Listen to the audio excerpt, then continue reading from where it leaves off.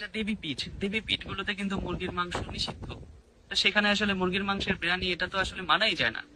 তো সার্বিকভাবে প্রশাসনকে বলবো, এই আমাদের অন্তত পুরো বাংলাদেশে যদি 1 নম্বর তীর্থ বলা হয়, পুরো বাংলাদেশে একটা প্রথম যদি কাউকে মানে পৃথিবীর যে কোনো মানুষকে যদি বলা হয় যে বাংলাদেশে একটি সনাতন ধর্মীয় তীর্থস্থানের নাম বলেন, প্রথমেই সে চন্দ্রনাথের নাম নিবে।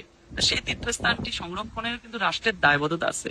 তো রাষ্ট্রের উচিত, আমি বলবো যে রাষ্ট্রযন্ত্রকে এটা খুব সহৃদয়ের সাথে দেখার জন্য, এবং এই পুরো পাহাড়ের যে দোকানগুলো আমাদের এখানে এখানে অনেক ত্রিপুরা গরিব মানুষজন আছে, আমাদের সম্প্রদায়ের মানুষগুলো এই দোকানগুলো আমাদের সম্প্রদায়ের মানুষগুলো দিতে পারে, কিন্তু এখানে অন্য ধর্মাবলম্বী মানুষগুলো বিবর্তন ভূমিতে কি করে তারা এই দোকানগুলো দিল বা কি করে দিচ্ছে বা করছে, এটা তো আসলে মানে ঠিক হচ্ছে না।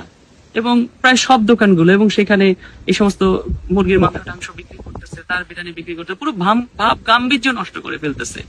এগুলো ঠিক হচ্ছে না। তো এগুলো হয়তো আমি জানি না যে এই বিভিন্ন সময় যারা লোকজনরা ছিল তারা কেন এগুলো নিয়ে প্রতিবাদ করে নাই।